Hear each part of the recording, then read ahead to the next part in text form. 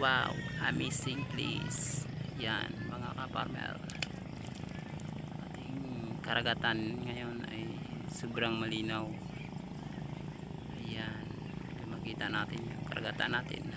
Peaceful. Ayan, maganda. At walang hangin dito na malakas. What is this? Yay. What is this? Nakita ko to mga idol. Parang gamit ito sa dagat. I did not attend this time. Yon, nagdaragat ng mga tao, mga kaparmer. Dito ako sa lapit ng dagat kasi alam nyo yung bahay natin ay dito lang sa tabi ng dagat. So pag uwi galing sa farm ay pwede tayo magpasyal-pasyal dito sa tabi ng dagat. O malapit ang bahay dyan, ang bahay namin banda mga kaparmer. Yan, maraming mga saging at saka puno ng niyog. Ganito talaga ang nature ng ating lugar sa Masbate City mga kaparmer. Yan, so makita po in Masbate. Ayan, diba, what is this? Nakitang kita ko lang to mga ka-idol. Baka ginagamit ito. Wow, matulis ang dulo niyan. Yan, so marinig nyo mga ka-idol yung mga tinig ng ating mga farm boat or mandaragat nating mga kaibigan. Yan, ito ang barangay namin dun sa malayo pa konti. Yan, sa dulo na yan ay ito yung barangay namin, Malubago, Katayngan, Masbate po. Masbate po yun, sakop ng Masbate. Yan, so dito kami banda mga kaparmer, mga ka-idol.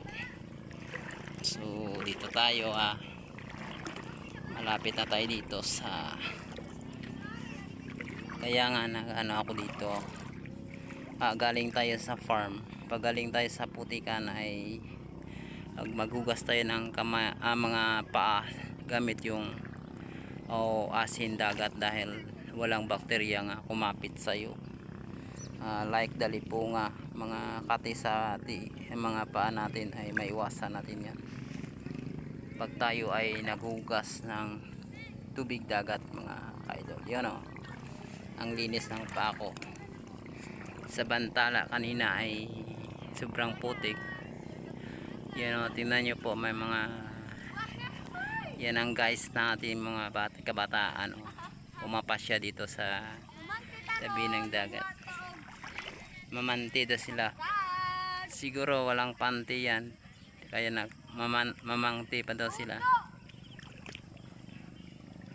Marami pala dito mga mga kaparmer, mga ka-idol. Ayan, crab, maliit na crab pwede makuha dito. Yan ang bato na ilalim ng dagat o, marami ring damo mga ka-idol. Kala nyo mga ka-idol walang damo dito sa ilalim ng ating tubig alat. Tsaka maraming damo, parang nasa bundok rin ito, diba? Yan o, hubas na hubas ngayon. Tawag nga low tide. Mga bata yan o.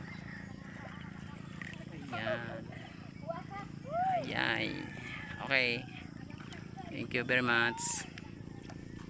So nandito na tayo sa gilid at pauwi na po tayo sa ating sariling mga tirahan. Yan. Yan, marami palang basura dito mga idol. Ayan, ito ng tabi namin. Ito ng gilid talaga ng aming karagatan. Medyo marami ang bato at saka maganda rin tingnan dito kasi mabuhangin. Maganda paliguan dito kapag taas ang dagat mga ka-idol.